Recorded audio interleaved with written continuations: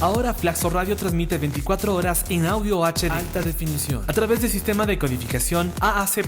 Disfruta el mejor sonido y la mejor programación. Búscanos en TuneIn como Flaxo Radio o escúchanos en directo a través de flaxoradio.es. Flaxo Radio, amplificando ideas.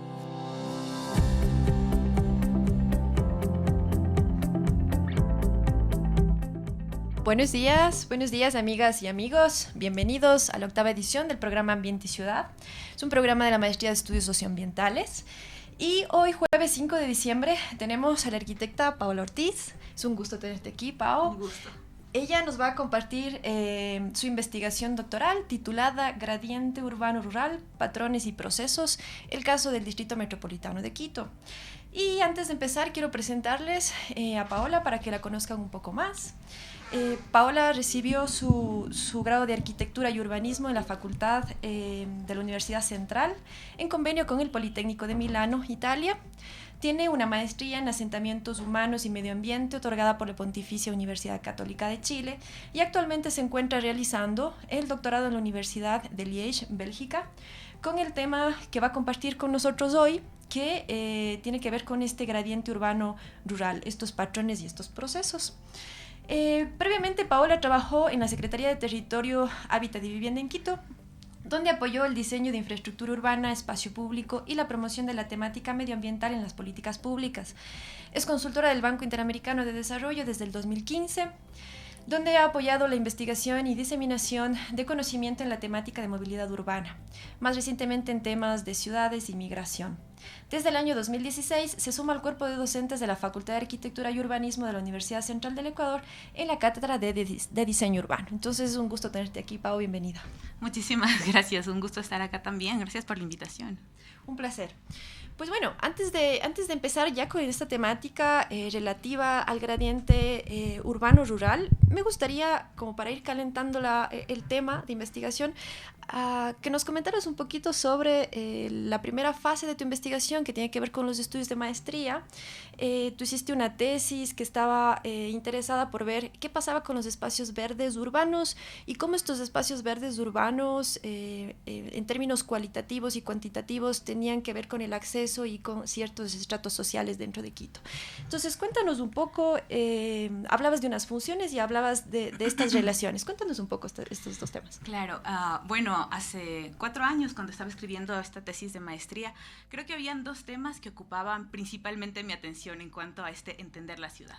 Por un lado, por supuesto, estaba el tema de la calidad ambiental de las ciudades. Venía en esos años trabajando sobre servicios ecosistémicos y justamente poder reconocer la importancia de la naturaleza para la calidad de vida urbana.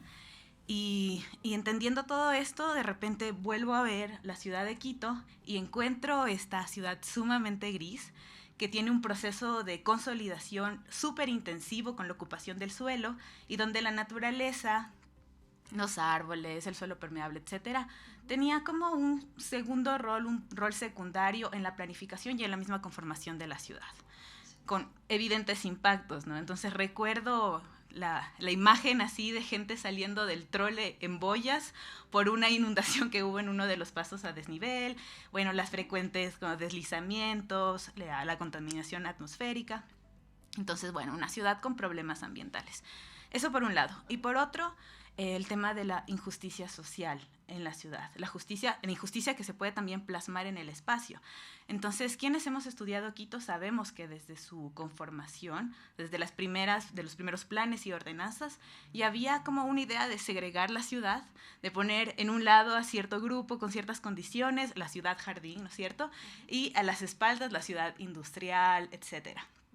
Eso con el tiempo se ha seguido consolidando y ahora vemos una ciudad que sigue teniendo barrios sumamente desiguales. Entonces, sectores que digamos que tienen una mejor calidad de vida en muchos ámbitos y otros lugares súper, digamos, rezagados en cuanto al acceso a servicios, en cuanto a la movilidad en general.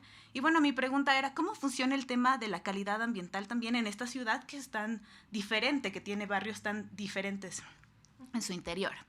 Entonces, bueno, la tesis tenía un poco esta idea de poder superponer estos 2 temas y entender la problemática ambiental en una ciudad segregada. Cuéntanos un poco los resultados que tuviste luego de esta fase, porque entiendo que hiciste como unos análisis relacionados con cantidad y mejor dicho, cuantitativos y también cualitativos. Así, rapidito como para pasarnos luego ya a la parte periurbana. Entonces, ¿qué pasó cuando empezamos a sobreponer estas dos situaciones? Ok, creo que una cosa importante es que realmente leer la naturaleza dentro de la ciudad la podemos leer desde muchas dimensiones. O sea, la naturaleza está desde el árbol en la vereda hasta el bosque protector. Entonces, este estudio específicamente se enfocaba en las áreas verdes públicas. ¿Por qué las públicas? Porque, bueno, en realidad la planificación, por ahora, lastimosamente, tiene mucho menos injerencia en el predio privado. Si por ahí a una persona se le ocurre botar su árbol, pavimentar lo que quedaba de su patio o a lo mejor construir un comercio dentro de sus retiros, entonces hay muy poco que podemos hacer. Pero en el caso de los espacios verdes públicos, claro, hay mucha más responsabilidad por parte de la planificación municipal y poder encontrar como el equilibrio para lograr una ciudad sana y equitativamente sana, además. Paralelo a esto, justo creo que 2 años antes, en el 2012 o en el 2013, salió este famoso índice de verde urbano, ¿no es cierto? Y entonces de repente Quito, muy bien, así tenemos 20 y además este número mítico de los 9 metros cuadrados de área verde por habitante, que además uno se pregunta, bueno, 9 metros, ¿dónde? O sea, ¿en Quito o en Guayaquil o en el páramo o en el desierto? Creo que es como un número que realmente oculta como digamos que muchas cualidades de lo natural en la ciudad, pero bueno, digamos que Quito estaba bien. Pero bueno, aún pensando de que estuviera con los 20 y que es un buen número, la pregunta es, ¿esos 20 dónde estaban? ¿Y para quién? Entonces, la metodología fue bastante sencilla, en realidad fue como identificar estas áreas verdes públicas, que en esa época eran como cerca de 2.300, me parece, que era como un dato. Y el otro dato era la incidencia de pobreza por polígono censal. Entonces, básicamente fue como determinar un polígono que era la tercera parte de la ciudad con la menor incidencia de pobreza y la que tiene mayor incidencia de pobreza. Y superponer estos dos datos y decir, bueno, entonces, ¿cómo funciona el tema de la distribución, la accesibilidad y las funciones de las áreas verdes para los unos y para los otros? Entonces, respecto a la accesibilidad, que es básicamente cuántas áreas verdes hay para un grupo y para otro, en realidad los datos eran bastante similares, tanto para el grupo más rico y más pobre, lo cual es un primer dato interesante, porque en otros estudios que se han hecho en otras ciudades, ya solamente en la distribución comienzan a aparecer como grandes diferencias. Pero en el caso de Quito, no. En la accesibilidad habían un poco más de diferencias respecto a las tipologías de parque, porque claro, hay un parque metropolitano y un parque barrial que tienen diferentes frecuencias de uso, etc. Y ahí aparecían algunas diferencias. Pero donde sí aparecían estas diferencias abismales era, por ejemplo, en la cobertura de vegetación. Entonces, si no recuerdo mal los datos, era así, cuando analizaba los parques barriales, había un promedio de cobertura de vegetación de alrededor del 30 o 40%, 35% en los grupos socioeconómicos con privilegios. Pero cuando ya analizaba las zonas más relegadas, las coberturas de vegetación estaban alrededor del 1%. Entonces, claro, tú dices, bueno, uno puede decir, sí, hay áreas verdes para todos, pero ¿bajo qué condiciones? ¿Cuáles son las cualidades de estas áreas verdes? Entonces, creo que es una manera de denunciar desigualdades que a veces se ocultan detrás de estos índices maravillosos, ¿no? 20 metros cuadrados de área verde por habitante, cuando en realidad no sabes cómo, en qué condiciones y para quién. Bueno, entonces, ya un poco para ir entrando a nuestra temática de hoy, que tiene que ver con este gradiente urbano-rural, tú te pasas de algún modo desde esta preocupación ambiental que está ubicada y localizada en lo urbano para tener una mirada desde una escala mucho mayor y empezar a ver, bueno, a ver qué está pasando con ese verde y cómo ese verde se está perdiendo conforme la ciudad va creciendo, ¿no? Entonces, yo sé que es algo complicado, pero para ir calentándola un poco más la entrevista, tratemos de definir qué es lo periurbano. Definamos, intentemos hacer esa definición. Bueno, el concepto de periurbano, el concepto oficial, si buscas en la literatura, te va a decir que es esta interfaz entre lo urbano y lo rural. Es decir, es el hijo híbrido de los dos, porque comparte funciones de ambos. Entonces, es un espacio súper heterogéneo, donde tienes residencia, pero también tienes usos agrícolas, industriales, etc. Y es un territorio que está en constante transformación. O sea, es un territorio súper dinámico. Es ahí donde está sucediendo el crecimiento de la ciudad. Pero bueno, para hablar de periurbano, creo que es importante irnos un poquito más atrás. Y el periurbano toma sentido cuando uno estudia los patrones contemporáneos de conformación de las ciudades. O sea, históricamente, si vemos la historia del urbanismo, así desde Ur hasta más o menos el 1850, las ciudades crecían de manera bastante compacta, ¿no es cierto? Porque los modos de movilidad, de transportación era principalmente el peatón, a lo mejor las carretas, etc. Entonces era una ciudad bastante compacta. Hay estos teóricos que se llaman Kenworth y Newman, escriben un texto específicamente analizando esta evolución de la forma de las ciudades en función de los sistemas de transporte. Súper interesante. Entonces ellos dicen, bueno, hasta 1800 la ciudad caminable, la llaman así. Después tenemos un periodo donde hay una pequeña transformación de la ciudad relacionada con el aparecimiento de los trenes y el tranvía. Entonces hay en el centro, en el núcleo urbano más compacto, hay como una pequeña expansión, digamos que del borde inicial, pero con un borde mucho más legible.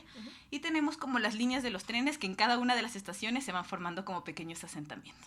Que van guiando el crecimiento. Pero después, a partir de los años 40, aparece lo que ellos llaman la ciudad del automóvil, ¿no? Entonces, el automóvil viene a transformar totalmente el patrón de formación de las ciudades. Y de repente nos encontramos con ciudades que crecen de manera mucho más difusa horizontalmente en el territorio, justamente porque el auto te permite esta flexibilidad de moverte como mucho más lejos. Además, en paralelo tenemos el movimiento moderno, ¿no es cierto? Y en la Carta de Atenas y esta idea de la separación de los usos. Entonces comienzan a aparecer los suburbios, por ejemplo, que es como un patrón muy, muy clave en esta nueva forma de la ciudad. Y bueno, en esta ciudad difusa, los bordes, o la idea de hasta aquí llega la ciudad, comienza a ser mucho más difícil de definir.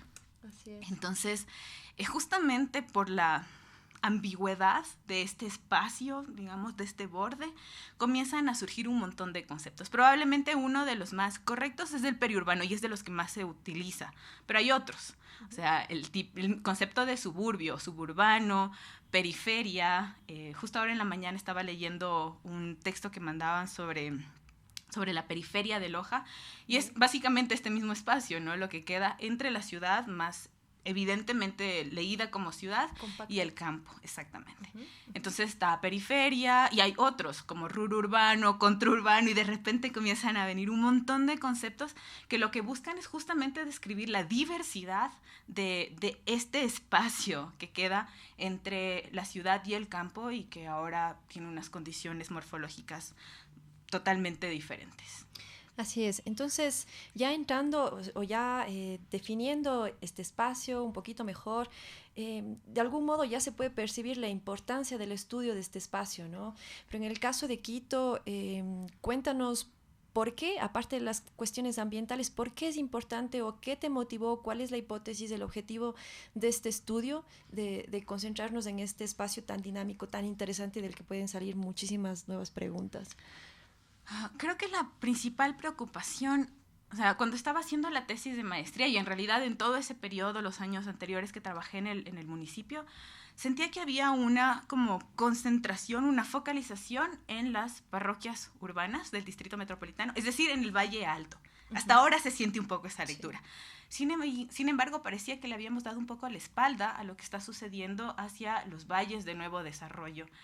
Y realmente donde está sucediendo el crecimiento más intensivo ahora es justamente en este espacio. Entonces era como voltear a ver hacia este espacio difícil de definir, difícil de delimitar, y que finalmente los impactos de este crecimiento pueden ser sumamente complicados. O sea, aquí aparece nuevamente el paradigma de ciudad compacta, ¿no es cierto? Que muchas personas la han acuñado y Hábitat 3 está hablando y los alcaldes y todo, es como, digamos que el gran tema, la ciudad compacta, pero en realidad lo que vemos son unas ciudades que comienzan a crecer de manera difusa y además no hay manera de pararlas.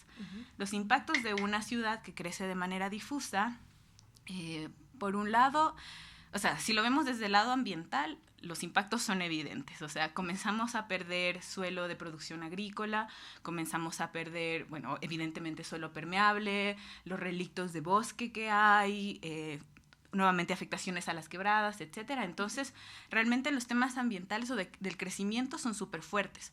Además, justamente por ser un patrón sumamente disperso, es altamente dependiente de la motorización privada. No hay sistema de transporte público que te pueda sostener un modelo que crece de esta manera, digamos que tan disperso. Entonces, claro, ahora ya comenzamos a vivir los impactos de una ciudad que sigue comprando más autos y que comienza a irse más y más lejos. Bueno, ese creo que es un impacto. Y además, un modelo de ciudad que se va lejos, pero sigue dependiendo del centro, claro, porque la mayor parte de actividades todavía están en el Valle Alto, exactamente, en esta como macrocentralidad. Seguimos siendo una ciudad monocefálica.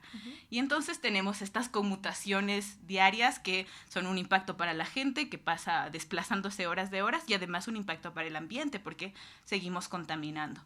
Y creo que un factor más, pero si quieres después podemos conversar sobre eso, creo que el impacto social de este modelo de crecimiento disperso también puede ser bien peligroso, porque cuando de repente comienzas a tener una ciudad donde el espacio público llega a tener un rol secundario, porque lo único que tiene son calles que llegan a conjuntos cerrados, que es como un patrón que además comienza a repetirse intensivamente, entonces ese espacio de encuentro finalmente se muere, se pierde. Entonces lo que estamos haciendo es construir un montón de casas, pero no construir ciudad, porque justamente la idea de ciudadano es poder como intercambiar, no sé, como el espacio de lucha que se pierde totalmente en este modelo. Entonces, realmente la preocupación de una ciudad que comienza a avanzar en este modelo energética, ambientalmente y socialmente insostenible, que tanto se critica desde la literatura, pero que lo vemos plasmado y no encontramos manera de detenerlo.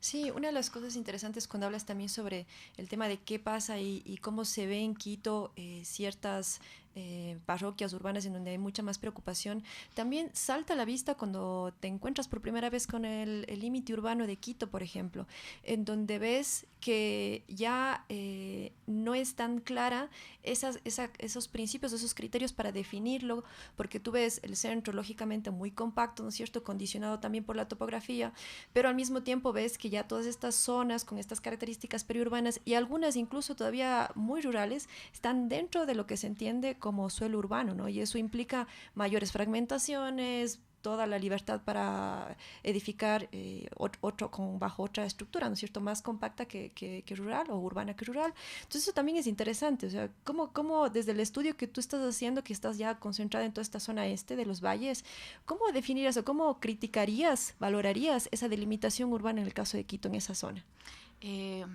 Honestamente creo que no sirve para nada. Creo que es una delimitación que queda en papeles. Incluso si algún momento haces, y quienes están escuchando hacen el ejercicio, y superponen el límite urbano y una imagen satelital, y se acercan a hacer un zoom, se van a dar cuenta que pasa exactamente lo mismo, solamente está marcado de un color lo que es urbano y de otro color lo que es rural, pero en realidad es exactamente la misma conformación. Entonces, como realmente hay como mucha confusión respecto a qué es urbano y qué es rural. Hemos identificado también con los estudiantes de la universidad algunos datos bien interesantes que de alguna manera como evidencian estas contradicciones en la planificación de la ciudad, porque lo que tienes es zonas que son clasificadas como suelo urbano y que todavía no tienen ciertos servicios, por ejemplo, de agua potable o de electricidad. Y por otro lado tienes suelo que es sumamente, que es rural, y que tiene todos los servicios. Entonces es una contradicción. Si tú tienes suelo que tiene clasificación rural, pero tienes agua potable, electricidad, tienes tu predio, o sea, no va a haber control que permita como detener ese crecimiento. O sea, un fin de semana las personas van a construir ahí su casa y después es mucho más difícil como decirles, bueno, bájenla o no. O sea, entonces realmente el control, cuando no hay una planificación consciente de fondo, es mucho más complicado detener el crecimiento de la ciudad. Claro, y justo lo triste es ver cuando hablamos de este límite en donde pasan en la realidad lo mismo, pero hay un límite que legalmente implica otras condiciones, otras características, otras posibilidades de fraccionamiento versus un área rural en donde se supone que los lotes no pueden ser fraccionados, los porcentajes de los coeficientes de ocupación no han de ser tan altos. Sin embargo, hay unas cuestiones muy complicadas con respecto al tema de la gestión, de que efectivamente no se construya en suelo rural con las mismas condiciones que urbano. Pero bueno, sí, es justo por eso que tu tema de estudio y que en realidad en muchas ciudades el tema periurbano es latente, ¿no? Entonces, bueno, avancemos un poquito más en la investigación y cuéntanos de los procesos, de la metodología, cómo se hace el trabajo. Has traído 3 imágenes para compartir acá. Entonces, tenemos en imagen 1, 2 y 3. No sé si podemos mostrar la imagen 1, claro. donde nos hablas de los transeptos. Bueno, o sea, creo que cuando la intención era comenzar a analizar este territorio periurbano, primero te encuentras con que es un territorio súper diverso. Entonces tenemos condiciones totalmente diferentes entre, por ejemplo, el Valle de Calderón o el Valle de Cumbayá o el Valle de Amaguaña. Diferencias que rayan desde la forma de ocupación hasta, digamos que la zona ecológica, las características ecológicas. Entonces, inicialmente la intención era como bajar y poder leer en detalle estas características morfológicas dentro del gradiente urbano-rural, porque finalmente ese es el objetivo de la tesis, leer las características morfológicas, leer sus transformaciones y tratar de entender cuáles han sido como los factores que han hecho que un crecimiento sea de una manera o de otra, o factores que han dinamizado, acelerado el crecimiento en ciertos espacios del territorio. Pero claro, me encuentro con este territorio súper grande y poder bajar ese detalle era digamos, un desafío. Entonces, hay una metodología que es muy, muy útil en el caso de lectura de esta variabilidad en el gradiente, y son los transectos. Entonces, básicamente un transecto es una línea imaginaria que se traza, en este caso se trazó desde 2 centralidades esencialmente urbanas y que avanzan en grados de 90, 30 y 45, justamente para cubrir todos los valles, hacia la zona rural. Entonces, dentro de este gradiente se fueron definiendo unos polígonos que tienen 100 hectáreas y que la idea era tomarlos como una muestra de qué es lo que está sucediendo en este territorio tan diverso. Entonces, ese fue como el primer paso metodológico. Ajá. Luego en la siguiente imagen, no sé si podemos activarla para que nos vaya contando Paola también al mismo tiempo que la miramos. Sí, bueno, el proceso, después de haber definido estos polígonos de análisis, digamos, de estas muestras, lo que logramos, o la intención era poder leer las diferentes coberturas que había en el territorio para después analizar sus características de composición y conformación. Entonces, lo primero que se hizo fue conseguir estas imágenes satelitales. En realidad, la una es una ortofoto y la otra es una imagen satelital de 2 años diferentes porque queríamos leer el proceso, ¿no es cierto?, la transformación en el tiempo. Entonces, conseguimos una del 2010 y una del 2017 y a través de este programa ArcGIS comenzamos a identificar las diferentes coberturas dentro del territorio. Estábamos identificando 6 coberturas que eran construido, infraestructura vial, agua, vegetación, agricultura y sin uso, digamos, estos espacios así residuales. El tema de la vegetación básicamente eran todos los espacios que tenían biomasa. Podrían ser árboles o arbustivos, etcétera, pero justamente para identificar estas funciones que probablemente tú conoces de los servicios ecosistémicos, el tema de, qué sé yo, la infiltración del agua, la evapotranspiración, etcétera. Y después de eso, después de haber identificado como en estos polígonos, lo que hicimos fue transformar esta información en una imagen raster, que básicamente lo que hace es asignar a un píxel, que en este caso tienen 1 metro por 1 metro, un atributo. Entonces, este píxel es construcción, o este píxel, perdón, o este píxel es vía, o este píxel es vegetación, etc. Entonces, con esta información ya teníamos como un patrón de las formas de este territorio, y la idea era comenzar a hacer unas lecturas de las métricas del paisaje, digamos, de las características de composición y configuración de estos elementos del paisaje. Esto lo hicimos para los 64 polígonos muestrales y lo hicimos en 2 años diferentes. Sí, yo creo que en nuestra imagen 3 tenemos ya una ampliación de ese análisis que nos comenta Paola. Entonces, no sé si nos puedes comentar brevemente, porque sé que lleva su tiempo, pero nos puedes comentar brevemente en qué consiste esta métrica del paisaje. ¿Son comparaciones para ver los tamaños de los parches del uno con el otro, algún tipo de relación, de proporción? Sí, exactamente. Bueno, se eligieron 5 métricas del paisaje que están justamente enfocadas en, por un lado, leer el porcentaje, o sea, dentro de estos polígonos, que además todos tienen 100 hectáreas y por lo tanto son comparables, como para poder ir viendo la variabilidad a lo largo del gradiente. Entonces el uno es porcentaje, el otro está relacionado con el tamaño del parche para poder ver dominancias. Entonces es un parche que es esencialmente urbano, porque es, digamos, que el tipo de parche que más sobresalte, que tiene más área. El otro está relacionado con la forma del parche, que también nos permite ver así si son formas más irregulares, por lo tanto más orgánicas, más pegadas a lo natural, o más, digamos, que geométricas, que están más pegadas a lo urbano. También estamos viendo como la distancia euclidiana, que es para poder ver como niveles de compacidad. Estamos viendo el área promedio, entonces para ver también como niveles de fragmentación, si tenemos parches súper grandes o parches, digamos, más pequeños, y también estamos viendo densidad de parches, el batch density, que está relacionado también con niveles de fragmentación, entonces el número de parches de un tipo dentro de un polígono. Ok, entonces para ir avanzando, una vez que se hace todo este trabajo, todo este análisis tan detallado, porque además son varias áreas las que trabaja, son numerosas, ¿cuáles serían entonces los primeros resultados? Es decir, ya este análisis métrico del paisaje, ¿qué nos va diciendo? ¿Qué conclusiones hasta ahora hemos podido encontrar? Bueno, como en algún momento te comentaba, en este punto del doctorado hay más preguntas que respuestas. En realidad estamos con el proceso de identificar los datos, pero quizá algunas cosas que han saltado y que podrían ser interesantes analizarlas. Una de las hipótesis que teníamos era que efectivamente las infraestructuras viales tenían la capacidad de jalar la ciudad hacia estas zonas periurbanas, justamente porque las distancias se acortan, el acceso al vehículo, etc. Entonces decíamos, bueno, ¿cuál es el impacto de, por ejemplo, la Ruta Viva? Que justo se inaugura en la mitad del periodo que estamos analizando.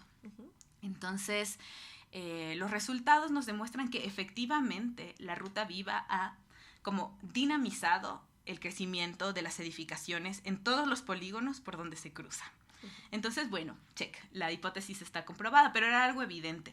Lo que sí saltó y que es interesante, digamos, que podríamos conversar por ahí, es que en otros polígonos que cruzan por el Valle de Calderón, por ejemplo, hay crecimientos aún más intensivos y más acelerados, a pesar de que no hay como una mega infraestructura vial en ese periodo construido que guía el crecimiento. Exactamente, que guía el crecimiento hacia allá. Entonces nos podemos preguntar, bueno, ¿cuáles son estos otros factores que están de alguna manera acelerando el crecimiento hacia este territorio que no son esencialmente las vías?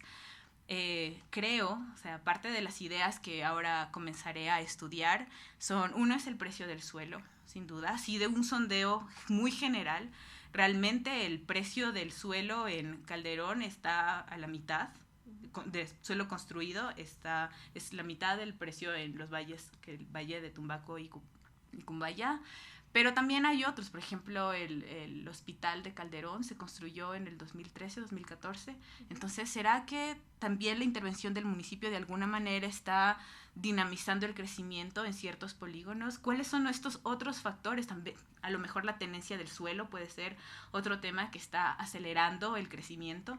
Entonces, creo que por ahí van las próximas preguntas. O sea, ya tenemos los datos, tenemos la información y ahora la pregunta sería, bueno, entonces, ¿cuáles son estos factores que no estamos comprendiendo, que están acelerando el crecimiento hacia un lado, hacia otro? Y bueno, y una vez que los conozcamos, ¿cómo podemos intervenir sobre ellos para tratar de construir un territorio que sea más, digamos, sostenible en cuanto a su expansión? Sí, ahora tú nos hablas de unos criterios que vienen desde lo urbano, ¿no es cierto? Y nuestra preocupación es cómo va creciendo y cómo se va expandiendo. Y desde el otro lado, desde el otro punto de vista, que sería el ambiental, que es el que prácticamente va perdiendo superficie y que se va fragmentando y que va perdiendo esa capacidad de esos servicios ecosistémicos. Tal vez, no sé si forma parte de tus intereses algún tipo de criterio ambiental en donde se pueda, por ejemplo, ir midiendo y cómo ciertas áreas prácticamente se han ido fragmentando y cada vez la posibilidad de ecosistemas activos con especies pues que habitan ahí han ido disminuyendo su hábitat. ¿Tenemos algún tipo de criterio? Sí, o sea, otro de los temas que, bueno, las hipótesis que tenía era que justamente estos parches de vegetación, que no son megaparches, en verdad, son como estos pequeños parches, relictos que quedan dentro de este territorio bastante fragmentado, tienden a fragmentarse aún más gracias al proceso de expansión. Las vías, por ejemplo, son así, hemos visto que justo por donde pasan estas mega infraestructuras, evidentemente los parches tienden a fragmentarse, a reducirse de tamaño y finalmente a desaparecer. Entonces realmente creo que hay un impacto súper fuerte en cuanto a la vegetación, digamos, como estos elementos arbustivos. Y por otro lado, también algunos de los resultados relacionados con la cobertura agrícola es súper interesante porque no solo que en ese periodo de tiempo perdemos suelo agrícola, en general hay una reducción, especialmente en todos los polígonos que están más cercanos hacia el centro. Me imagino, evidentemente es porque el crecimiento ahí es mucho más intensivo. Sin embargo, a lo largo de todo el gradiente, o sea, hasta el kilómetro 30, igual hay una reducción del tamaño del parche. Que esto también nos habla acerca de un proceso de fragmentación, no de fragmentación, digamos, natural, pero de fragmentación de los predios. La capacidad productiva. Exacto. Y eso tiene un impacto en la capacidad productiva. Entonces, no solo que estamos alejando los suelos agrícolas y por lo tanto la comida vendrá de más lejos, perdemos nuestra soberanía alimentaria, sino que además estamos perdiendo como el tamaño mismo de la producción al interior, los pocos espacios que quedan dentro del distrito metropolitano. Entonces, realmente los impactos, tanto en la vegetación como en el suelo de producción agrícola, son evidentes a raíz de esta expansión dispersa. Sí, ahora se viene una duda, no sé si tal vez lo tengas en mente, así un dato aproximado de proporciones, porque claro, tú trabajas polígonos y como has dicho, ¿no? Dependiendo de qué distancia del transepto estés, realmente va a haber más dominancia de uno o de otro, pero tal vez no sé si dentro de los primeros análisis se tiene una idea de porcentajes, por decirte un 30% impermeable o no sé, un 25% vegetación o un 15% agricultura, es decir, ¿cuál de estos usos es el que domina en general en estos parches? O sea, creo que es difícil darte un porcentaje general, claro, porque en realidad los procesos de transformación son totalmente diferentes. En efecto, creo que uno de los factores que está jugando muchísimo en la intensidad de la transformación sobre el suelo agrícola o sobre la vegetación, etcétera, es la topografía, porque hay algunas gradientes que tienen unos niveles topográficos mucho más complejos y las transformaciones ahí, por ejemplo, el tema de densidades edificatorias son mucho más bajas y la única manera que se explica eso, porque están digamos que a la misma distancia del centro, la única manera que justifica eso es la complejidad topográfica. Entonces creo que es súper importante poder entender la diversidad de de la ciudad. Justamente una de las características que nos permite entender el territorio del distrito metropolitano es su topografía, sus zonas ecológicas. Eso también es súper importante porque, claro, tenemos sectores mucho más áridos y tenemos sectores que son como mucho más húmedos, donde hay como mucha más diversidad, y eso también juega en el cálculo de los números, de la variabilidad. Entonces realmente la lectura es sumamente diversa por múltiples factores a lo largo de toda la gradiente.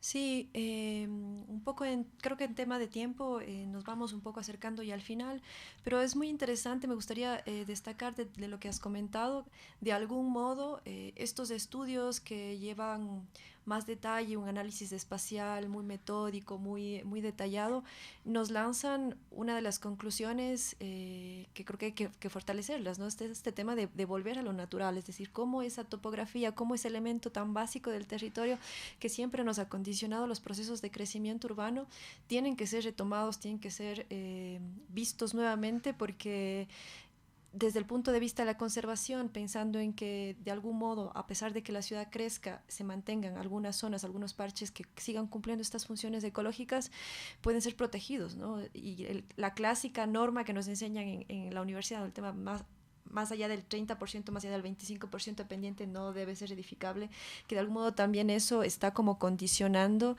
para que estas zonas se mantengan sin urbanización, y que es de algún modo la única motivación que nos ha hecho que no irrumpamos en ella, ¿no? O sea, esa dificultad topográfica que se presenta al momento de edificar. Entonces esto es como muy interesante pensando en términos de conservación. Sí, sin duda, sí, gracias que tenemos todas estas quebradas y esta topografía tan compleja que de alguna manera ha salvaguardado el entorno natural dentro del territorio. Sin embargo, es un espacio que es súper frágil también. O sea, hemos visto, la ciudad de Quito creció encima de todas las quebradas que tenía sin importarles. Entonces yo creo que poder tener este reconocimiento de que la naturaleza no es un tema casi que decorativo, a veces se la ve así, y no se entiende el valor de la naturaleza para garantizar una vida saludable dentro de la ciudad. Entonces creo que cambiar el chip de reconocer la naturaleza como un tema integral de los asentamientos humanos puede ser probablemente algo que garantice que salvaguardemos estos espacios naturales. Sí, efectivamente, es como lo más lógico, lo más natural, que sea nuestro determinante al momento de urbanizar. Un poco para cerrar ya y para despedirnos de nuestros oyentes, ¿qué expectativas a futuro de cara al final de los estudios? Tal vez nuevas preguntas a partir de lo que estás encontrando, o más que nuevas preguntas, nuevas líneas de investigación como para seguir hilando y para seguir trabajando y profundizando. Bueno, en verdad, mi profesor del doctorado me dice, bueno, en el doctorado funciona así, se resuelve una pregunta, salen 10 más, y en realidad eso es lo que ha sucedido. Yo creo que por ahora la lectura de la tesis, o en este primer momento, está muy enfocado como en las características más espaciales del territorio, pero creo que esto sigue siendo incompleto cuando hablas de asentamientos humanos. Como que lo ves muy por encima, es útil, pero después es importante como bajar a las funciones y a las dinámicas que suceden al interior del territorio. Entonces creo que eso es una cosa que será como el siguiente paso una vez que se cierre el tema de las lecturas espaciales. Y bueno, y personalmente otro tema que ha capturado muchísimo mi atención es el tema de los conjuntos cerrados en Quito, que es un patrón que lo veo que cada vez se repite más, y trato de entender realmente cuál es la dinámica, cuáles son las motivaciones. Y bueno, uno escucha a estos teóricos del urbanismo que, claro, atacan súper fuerte a los conjuntos cerrados. Yo también, desde una concepción, digamos que más externa, nunca he vivido en uno de ellos, pero creo que sería interesante entender cuál es la dinámica real al interior de estos espacios, porque claro, uno de los argumentos es, bueno, la vida en la ciudad se construye en el espacio público, y digamos que en estas zonas más consolidadas se supone que deberían haber como más relaciones entre las personas. Pero a mí me preocupa que no veo esas relaciones ni siquiera en la ciudad compacta, y me pregunto si es que en estos otros modelos, ¿qué podemos como rescatar? Los estamos juzgando súper fuerte, a lo mejor sí son terribles, pero creo que hay muy poca información alrededor de estas nuevas formas de ocupación y creo que sería un tema bien interesante de investigar a futuro. Sí, Pau, sin duda interesante y necesario, porque estamos en ello viviendo todo el tiempo. Entonces, te agradecemos, Pau, tu tiempo, tu predisposición y a ustedes por estar al otro lado. Muchas gracias y un buen día. Gracias a ti.